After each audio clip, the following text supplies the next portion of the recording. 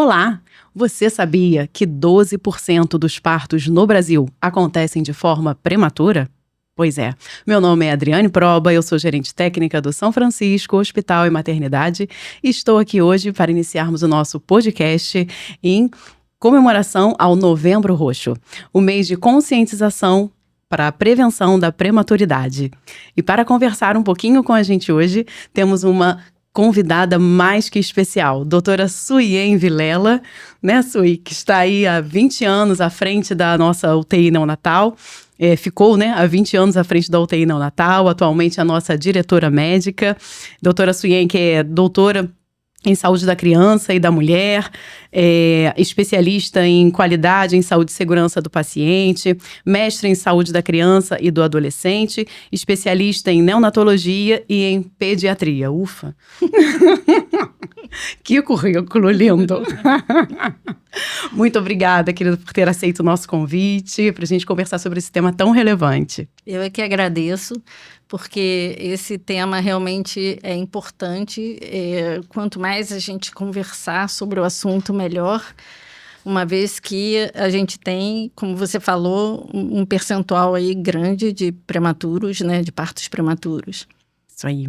E passa pra gente, Su, explica um pouquinho pra gente o que caracteriza uma gestação prematura, né? E quais são os fatores de risco, o que levam a esse parto prematuro? Então, um bebê prematuro, quando a idade gestacional dele é menor do que 37 semanas. Os fatores de risco, em primeiro lugar, é fundamental a realização do pré-natal. Então, um pré-natal incompleto, ou a não realização do pré-natal é um fator de risco, um dos piores fatores de risco na minha concepção. Também tem os quadros infecciosos, né, que não é incomum durante a gestação. Há algumas anomalias uterinas, né, ou então patologias uterinas como a miomatose, que também interfere. Os extremos das idades, uma mãe adolescente ou então uma mãe com uma idade mais avançada, também são fatores de riscos. Patologias do colo uterino, né, a incompetência estimocervical também é bastante comum, né? Várias causas, por isso que é tão importante um pré-natal adequado, regular, né? Até o tema da campanha também desse ano, né? Os cuidados maternos e infantis, né? E com o bebê pós o nascimento prematuro, para que esses riscos, né, sejam minimizados, né? Acompanhados, né? Tá ótimo. E assim, o que uma gestante pode fazer, então, durante o parto, além de estar seguindo ali realmente o pré-natal regular, para diminuir esses fatores de risco? A gente sabe que algumas condutas dessa gestante podem interferir também. Então, a regularidade nas consultas, né, do pré-natal, uma alimentação mais equilibrada, cuidar da própria saúde, né, isso é fundamental. E a proporção que os problemas, né, se surgir algum problema durante a gestação, já procurar uma assistência médica e a resolução dos mesmos para que não tenha repercussões maiores, que é o parto prematuro. A neonatologia, ela vem avançando muito, né? Já avançou muito ao longo dos últimos anos. E fala um pouquinho, assim, da estrutura do nosso hospital, da UTI neonatal. Você que, né, como eu falei no início, esteve à frente durante tantos anos, conduzindo de forma brilhante aí tantos prematuros, né? Hoje, atualmente, mais de 700 bebês passam pela nossa UTI neonatal por ano. Então, são muitos pacientes, né, que a gente recebe anualmente. Então, eu tenho 34 anos de neonatologia. Né? No hospital, eu estou há 20 anos, né?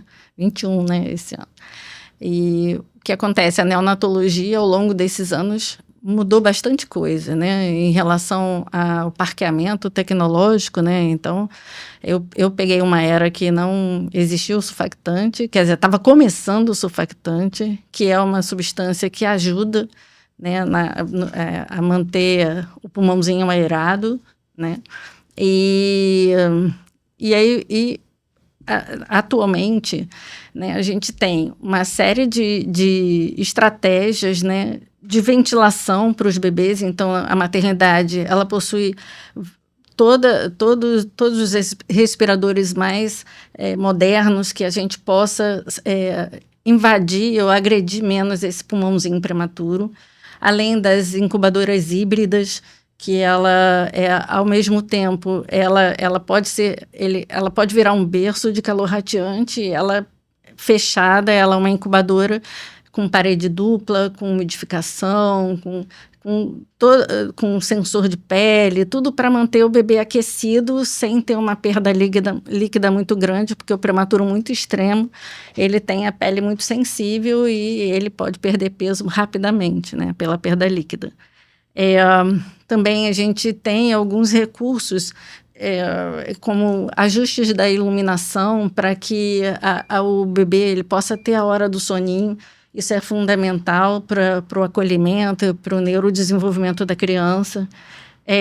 A gente tem um orelhão dentro da unidade, que é um aparelho em que a gente consegue medir, né, qual o volume sonoro que tem dentro da unidade. Então, a orelha fica vermelha, amarela e verde, né? Então, isso é um termômetro para os funcionários, para, né, a equipe ver se quando a orelha está no vermelho é porque a coisa está ruim, então tem que baixar o volume, baixar o som.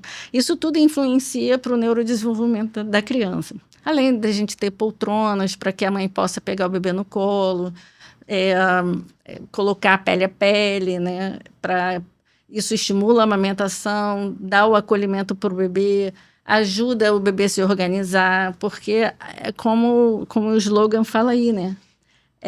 Lute como um prematuro. Eles enfrentam vários desafios e é muito complicado.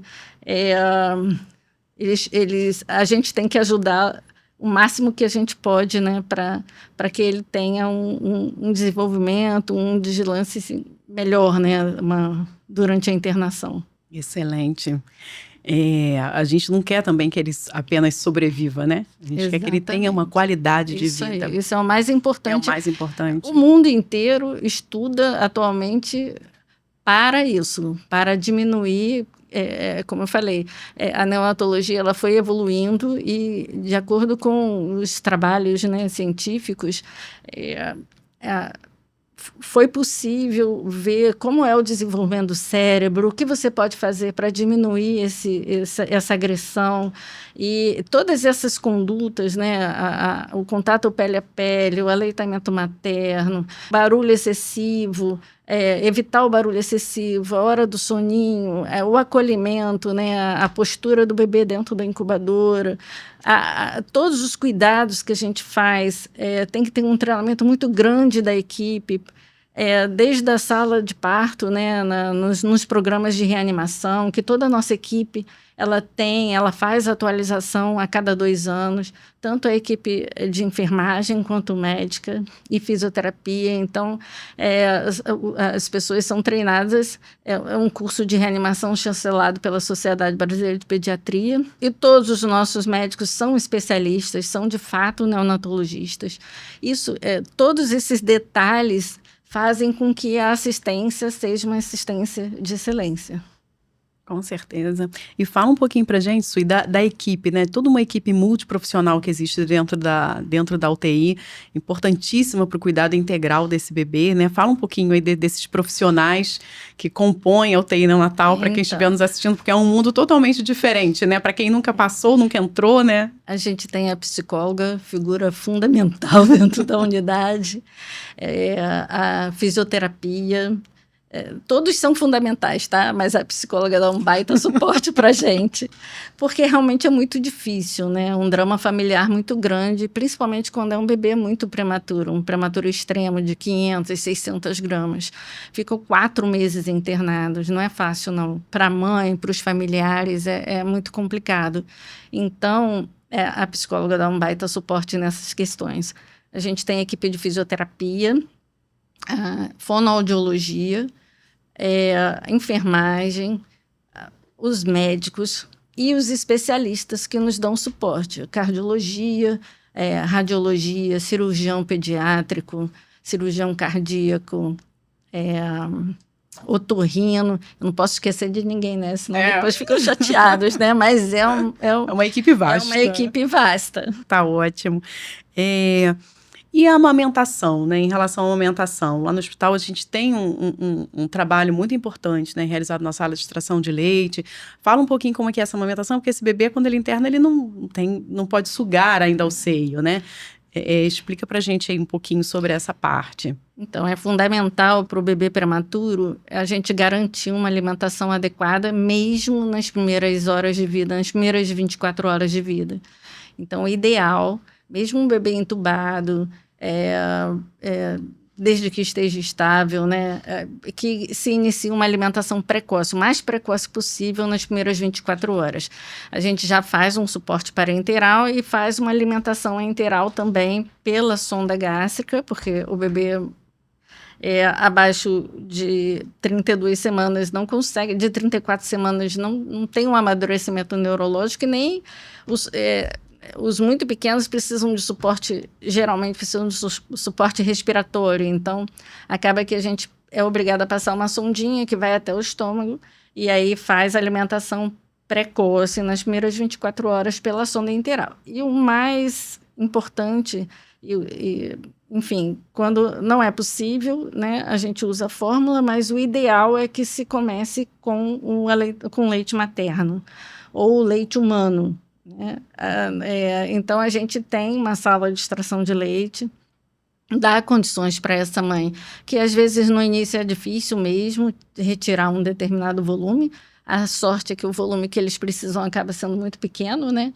Então, elas conseguem muitas vezes dar conta e o mais cedo possível a gente tenta colocar no colo, no contato pele a pele, que isso meio que acalma a mãe, faz com que ela consiga, né, hormonalmente agir de forma que esse leite desça com mais tranquilidade, né? Emocionalmente ela estando mais equilibrada, isso facilita também a questão. E a gente tem uma fono bastante atuante, que a proporção que o bebê vai se desenvolvendo, vai crescendo, ela vai dando esse suporte, vai avaliando, faz um acompanhamento não nutritivo, ou seja, sem o bebê sugar, mas ele faz um acompanhamento e quando chega o momento da sucção, ela dá todo o suporte com essa mãe para que ela consiga amamentar. A fisioterapia tem um papel fundamental também nessa trajetória, em virtude da postura que o bebê fica. O posicionamento do bebê, desde o nascimento até o momento da amamentação, também é importante, para que ele fique organizado e consiga, enfim, ter uma pega mais adequada e consiga mamar uma forma mais tranquila. E fala um pouquinho para a gente sobre a importância da amamentação, né, do leite materno para o prematuro que está internado. O leite materno, quer dizer, o bebê muito prematuro, ele tem o movimento intestinal, o intestino é muito imaturo, então a peristalse, né, que é o movimento do intestino, ela é bem lentificada. E metabolicamente também é um bebê que precisa de ajuda. Então, o leite materno ele é de mais fácil absorção, além de promover uma flora intestinal mais saudável, né? A gente não pode esquecer que o bebê está dentro do ambiente hospitalar. E com isso, tem toda uma questão imunológica também, alguns fatores que são passados de mãe para filho. O bebê, o leite humano, o leite que é pasteurizado, perde um pouco das características, mas ainda tem muito valor nessa fase inicial, principalmente na alimentação precoce. A gente tem vários estudos que já falam que o risco com o uso de fórmula aumenta a chance de uma lesão intestinal mais grave, que a gente chama de enterocolite, aumenta em 2, 3 vezes o risco de enterocolite. Então, o aleitamento materno, o leite humano, ele é fundamental nessa fase inicial, sempre, né? Mas nessa fase inicial. Também tem estudos que falam que as crianças que amamentam recebem um leite materno durante, principalmente os primeiros 6 meses, eles têm um QI maior, têm um desenvolvimento neurológico melhor comparativamente. Só tem benefício, né? Só tem com benefício. certeza. Além de que esse leite da mãe que está produzindo para o bebê prematuro, ele ainda é uma característica um pouco diferente, né? O organismo, a natureza, ela é perfeita, ela é maravilhosa nesse sentido, né? Que ele é bem específico ali para o bebê, tem mais gordura, né? Enfim. E aí, voltando um pouquinho à parte emocional, porque dentro da UTI neonatal, a gente não se preocupa apenas com o bebê, não tem como, né? O bebê, ele faz parte de um contexto, né, familiar, e como você bem colocou, a psicóloga, que tem uma função muito importante, né?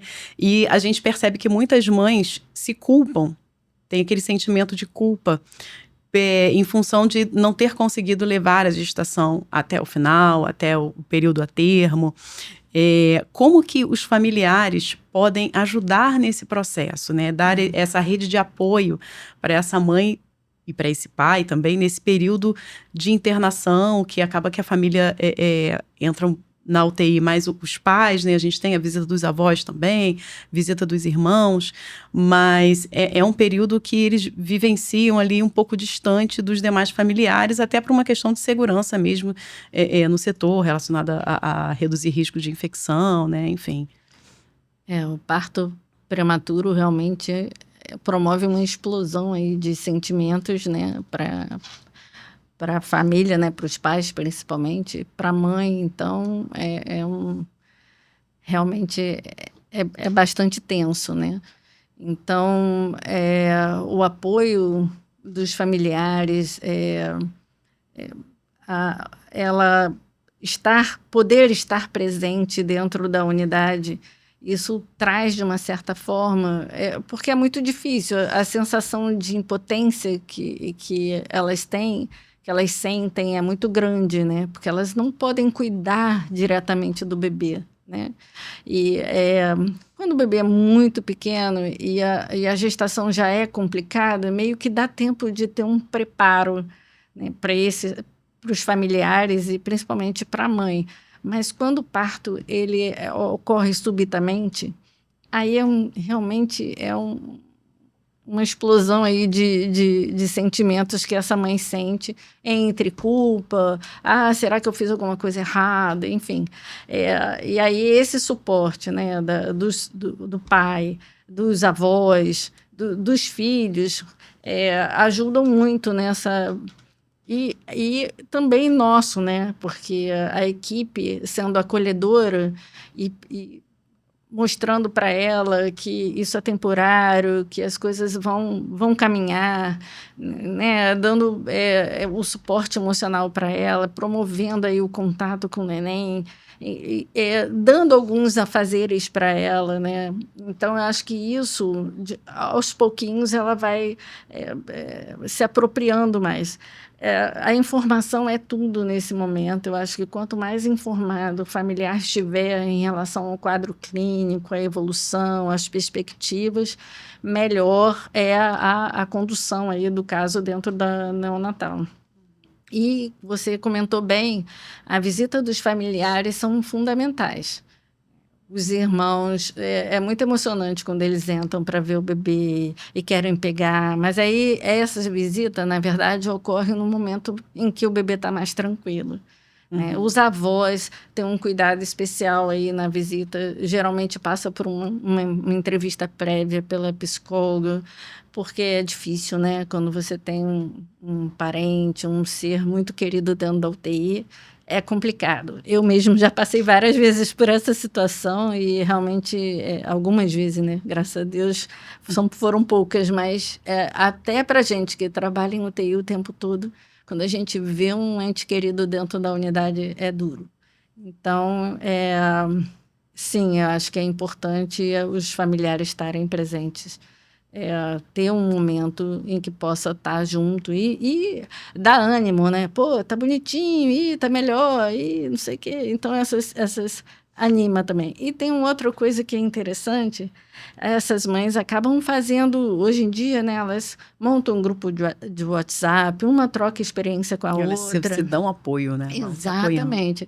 Então, a mãe que está lá há mais tempo com o bebê prematuro acaba dando maior apoio para que acabou de chegar. Então, tem essas questões que ajudam também a levar. Na sala de extração, bate-papo, tem um cantinho da mamãe que o povo também né, gosta de conversar, né? Então, que agora até mudou o cantinho da mamãe, né? Mas todos esses momentos em que eles podem estar juntos, né? Eles trocam informações e um ajuda o outro. É legal quando isso acontece. Essa ajuda realmente mútua é muito importante, e pelo exemplo, né? Pela vivência do outro, Exatamente. Você consegue buscar mais força. E a neonatologia tem uma coisa que é diferente das outras unidades. A gente tem a unidade pediátrica, cardíaca e a de adulto também no hospital. O neonatal, a gente lida com a vida, com a transformação, né? Então, é diferente de uma UTI adulto, né, em que você já tem pessoas mais... No caso, na nossa UTI de adulto é para as mães, né? Uhum. Mas vamos supor uma UTI de adulto mesmo, né? Em que entra pacientes idosos, mais terminais, né? Acidentes, causas mais graves. E aí você lida mais com o óbito. E no neonatal, não. A gente lida muito com a vida, com a transformação. E isso é extremamente gratificante. Com certeza, com certeza. Nós até tivemos um evento no hospital, deve ter umas 2 semanas, em homenagem ao Novembro Roxo, e fizemos, né, várias palestras para os pais, e recebemos, todo ano a gente traz, né, alguma mamãe que esteve internada no hospital com o seu baby, né, enorme, e a gente olha, meu Deus, ele era tão miudinho. E a gente, é muito gratificante a gente ver como que esses bebês estão atualmente, que eles estão bem, com qualidade de vida, né, seguindo. Então, isso realmente é muito gratificante, e normalmente eles dão um depoimento, né, para os pais que estão com seus bebês internados. É uma choradeira danada. Su, e temos algumas perguntas aqui que vieram pelo Instagram. A maioria, eu acho que já foi respondida. Mas se você quiser complementar aqui, em relação aos avanços mais recentes da neonatologia, como que eles têm impactado na taxa de sobrevivência, tem uma pergunta relacionada a isso. A gente falou um pouquinho no início, mas se quiser complementar. Eu vou até comentar, assim, a gente... a nossa assistência é pautada nos 10 passos para o cuidado neonatal. Esses 10 passos envolvem a assistência inicial na sala de parto, os cuidados, os protocolos para ventilação, tanto o CPAP, que é um modo de ventilar que é menos invasivo, como a ventilação mecânica, a alimentação precoce, o estímulo ao aleitamento materno é o método canguru, que na UTI a gente faz a fase 1, que é com o bebê ainda, mesmo grave, pode ir no colo. Não fica exatamente as mesmas horas que ficam quando um bebê está mais estável, mas a segurança do paciente. Então, os cuidados, né, para evitar... na identificação, os cuidados para evitar queda, os cuidados para não promover, né? Tem alguns bebês que ficam um pouco mais sedados ou com problemas neurológicos que acabam ficando apesar da equipe mudar o posicionamento, existe o risco de fazer uma úlcera de pressão. Então, as metas, né, de segurança do paciente a gente deve ter isso em mente o tempo inteiro para evitar complicações para essa criança. E, além disso, indicadores. Então, a gente sempre teve o cuidado de monitorar os nossos processos. Então, a gente tem indicadores em relação à ventilação, em relação à alimentação, quantos bebês alimentam precocemente, quantos bebês fazem ou não infecção, mortalidade, todos os indicadores, os macros, que é a taxa de ocupação, tempo de permanência, isso é outra preocupação, quanto menos tempo internado na UTI, melhor para esse bebê. Então, o monitoramento, a prevenção da hipotermia, que é fundamental. Há um tempo atrás a gente fez até uma ação, né, em que envolveu, além de envolver a UTI neonatal, a gente envolveu também o berçário, centro obstétrico, os anestesistas, os obstetras. Então, essa ação foi mega. E a partir daí, a ação era o bebê quentinho, né? Era. Tinha até um ranking para os pediatras, para quem é o pediatra quentinho e tal. Então, isso é fundamental, porque a hipotermia, ela faz um estrago para um bebê muito prematuro. Inclusive, ela, até para o bebê a termo, ela pode trazer prejuízos e o bebê acabar internando na ANEEL por causa disso. Então, eu acho que as outras perguntas aqui que entraram pelo Instagram, realmente você conseguiu respondendo ao longo do nosso podcast. E eu queria aproveitar só para falar, né, que recentemente nós fizemos uma grande expansão no nosso hospital. Hoje a gente conta com 50 leitos de UTI neonatal. Ela se divide em uma UTI de alta complexidade, média complexidade e aqueles que já estão se preparando para ir de alta. Temos a UTI pediátrica e a UTI cardiopediátrica, que conta aí com 16 leitos.